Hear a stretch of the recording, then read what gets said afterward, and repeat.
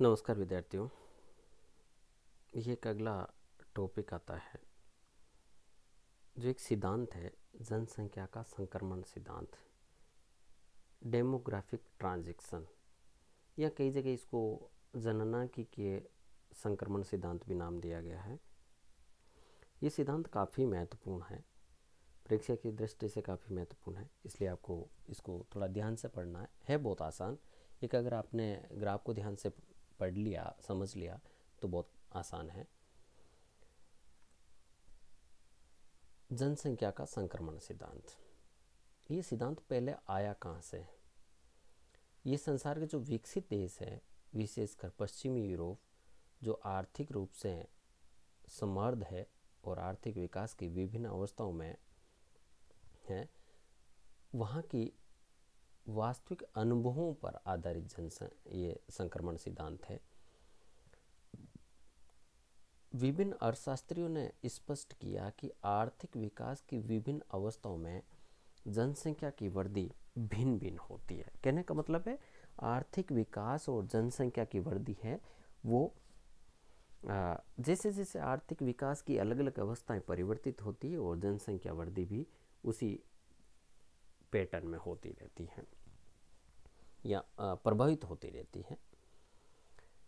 इसीलिए इस सिद्धांत को जनसंख्या का आधुनिक सिद्धांत कहा जाता है। सिद्धांत का संबंध आर्थिक विकास की अवस्थाओं से है, मतलब देश किस प्रकार की अवस्था में है और वहाँ पर जनसंख्या की किस प्रकार की स्थिति है।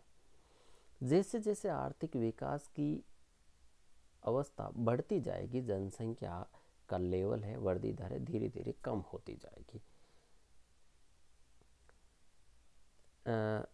इसमें प्रोफेसर सीपी ब्लेकर ने जनसंख्या विकास को इस जनसंख्या संक्रमण सिद्धांत को 5 अवस्थाओं में बांटा। कुछ अर्थशास्त्रियों ने इसको 4 भागों में बांटा, कुछ ने इसको 6 भागों में बांटा। तो हमें ज़्यादा अवस्थाओं 3, 4, 5 या इनमें ना पढ़ के हमें मूल इसकी बात समझनी है। पहली अवस्था क्या कहती है? प्रथम अवस्था में पिछड़ी हुई अर्थव्यवस्था, मतलब बहुत निम्न स्तरीय अर्थव्यवस्था, जहाँ पर जन्म दर और मृत्यु दर ऊंची होती है। ये याद रखना, जन्म दर भी ऊंच और मृत्यु दर भी ऊंच रहती है। और देश की आर्थिक विकास है अर्थात वो पिछड़ी हुई अवस्था में होता है। आर्थिक विकास बहुत निम्न स्तर का होता है। कुपोषण, घटिया भोजन, अशिक्षा, बीमारी और आदि कारणों से मृत्यु दर ज़्यादा होती है। बाल विवाह, अशिक्षा, परिवार नियोजन की कमी, रूढ़िगत बातों के कारण जन्म दर ऊंची होती है। तो प्रथम अवस्था को ऊंची स्थिर जनसंख्या की अवस्था कहलाती है। ये विशेष तौर से अफ्रीका और एशियाई देशों में इस तरह की स्थिति देखने को मिलती है। दूसरी अवस्था जिसे कृषि अर्थव्यवस्था कहते हैं, जिसमें जनसंख्या बड़ी तेजी से बढ़ती है। ज्यों ज्यों पिछड़े देश आर्थिक विकास की ओर बढ़ने लगते हैं, वहाँ लोगों की सुख सुविधाएं जैसे डॉक्टरी सहायता, अच्छा भोजन, शिक्षा, स्वास्थ्य संबंधी सुविधाएं, परिवार नियोजन का ज्ञान, बातें सुलभ होती जाती है, जिसके कारण इन सब कारणों के कारण मृत्यु दर में कमी आती है, परंतु जन्म दर कम नहीं होती। अर्थात जन्म दर उच्च व मृत्यु दर कुछ कम होती है, अर्थात मृत्यु दर और जन्म दर के बीच का अंतर बहुत बढ़ जाता है। इसके कारण जनसंख्या वृद्धि पर नियंत्रण नहीं होने से यह जनसंख्या विस्फोट की अवस्था कहलाती है। तीसरी अवस्था औद्योगिक प्रधानता की अवस्था है। पहली अवस्था थी अपने पिछड़ेपन की अवस्था, दूसरी कृषिगत अवस्था, तीसरी औद्योगिक प्रधानता। इसमें आर्थिक विकास बढ़ने के साथ साथ लोगों की सुख सुविधा भी बढ़ने लगती है और मृत्यु दर घट जाती है। और इसमें लोगों में शिक्षा, रोजगार के साधन उपलब्ध होने के कारण ग्रामीण क्षेत्रों से लोगों का शहरी क्षेत्र की ओर प्रवास होने लगता है और इसके कारण अपने परिवार का आकार भी घटता है, अर्थात जन्म दर भी कम होती है और आर्थिक विकास धीरे धीरे ऊंच होने लगता है। तो इस प्रकार की अवस्था में वर्तमान में भारत तृतीय अवस्था में। नीचे देखिए, ये एक तरफ जन्म दर व मृत्यु दर दे रखी है, जिसमें एक मृत्यु दर की लाइन है, ये जन्म दर की लाइन है।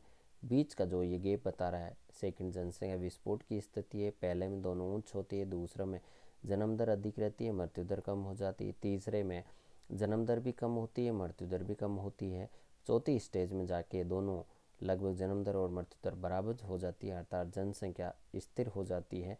पाँचवीं स्टेज में जन्म दर कम होती है, मृत्यु दर अधिक होने से जनसंख्या ऋणात्मक स्थिति हो जाती है। चौथी अवस्था में देखिए, ये उस समय आती है जब देश का आर्थिक विकास उच्च कोटि का होता है, लोगों का जीवन स्तर बहुत उच्च स्तर का हो जाता है और जनसंख्या वृद्धि में लोगों का दृष्टिकोण बदलने लगता है, जिसके कारण जन्म दर की अपेक्षा मृत्यु दर उच्च हो जाती है। दूसरे शब्दों में कहें कि जन्म दर और मृत्यु दर दोनों गिरने लग जाती है और दोनों बराबर आकर हो जाती है। आज वर्तमान में यूरोप में ये स्थिति देखने को मिलती है। कहने का मतलब है वहाँ जनसंख्या कोई जनसंख्या कुछ देशों में न्यूनतम जा रही है, मृत्यु दर और जन्म दर दोनों ही निम्न है और दोनों एक जैसी स्थिति में है। पांचवी अवस्था आर्थिक विकास की अंतिम अवस्था है, जहां पर पूर्ण रोजगार, राष्ट्रीय आय, प्रति व्यक्ति आय आदि सर्वाधिक रूप से उपलब्ध होते हैं। मृत्यु दर की अपेक्षा जन्म दर बहुत कम हो जाती है। ये अवस्था फ्रांस में देखने को मिलती है। तो इन डायग्राम के आधार पे हमें प्रथम अवस्था में जन्म दर और मृत्यु दर उच्च देखने को मिलती है और इस प्रकार दूसरी व तीसरी अवस्था जनसंख्या विस्फोट की स्थिति है। चौथी अवस्था में दोनों स्थितियां बराबर हो जाती है और पांचवी स्थिति में ऋणात्मक जनसंख्या स्थिति कहलाती है। तो जननांकी की इस संक्रमण सिद्धांत में सबसे मूल ग्राफ है, या आपको यह ग्राफ को समझना है, बहुत आसान सा है। अब सिद्धांत की आलोचनाएं क्या है कि इस सिद्धांत से क्या प्रभाव पड़ रहा है। जनसंख्या संक्रमण सिद्धांत की प्रमुख आलोचनाओं में पहला आता है कि यह सिद्धांत यूरोपीय देशों के अनुभवों पर आधारित है। मान लिया, हाँ बिल्कुल ये सिद्धांत दिया है जो यूरोपीय जनसंख्या और आर्थिक विकास को अनुभव को लेकर दिया गया है, जो विकासशील देशों की जनसंख्या के विश्लेषण में उपयोगी नहीं है। औद्योगिकीकरण से पूर्व यूरोप में जनसंख्या कम थी, परंतु आज विकासशील देशों में जनसंख्या अधिक है और इसलिए उन देशों के अनुभव आज के लिए उपयोगी नहीं हो सकते, विकासशील देशों के लिए अनुपयोगी।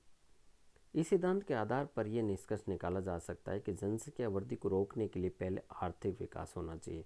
वास्तविकता तो यह है कि विकासशील देशों में तीव्र आर्थिक विकास के लिए जनसंख्या तीव्र वृद्धि पर पहले नियंत्रण लगाया जाए।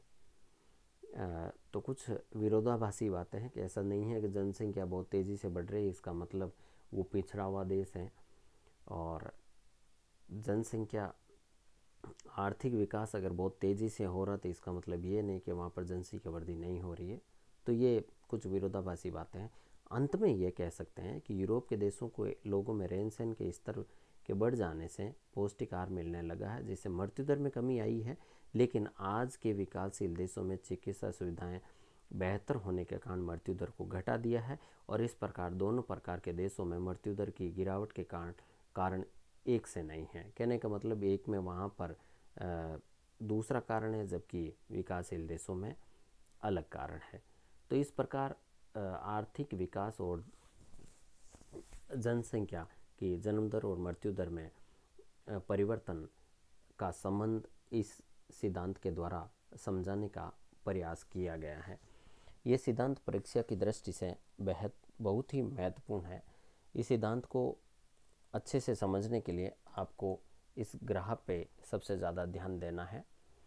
पहला जो था पिछड़ेपन की अवस्था है, दूसरी कृषि वाली अवस्था है, तीसरी औद्योगिक प्रधानता वाली अवस्था है, चौथा उच्च कोटि के विकास है और पांचवी आर्थिक विकास की अंतिम अवस्था जिसमें ऋणात्मक जनसंख्या चली जाती है। और पांचवी में अवस्था में फ्रांस की आज ऐसी स्थिति है या इटली की ऐसी स्थिति है जहाँ पर जनसंख्या वो ऋणात्मक हो रही है। जापान जैसे देश में भी ऐसी स्थिति देखने को भविष्य में मिल सकती है।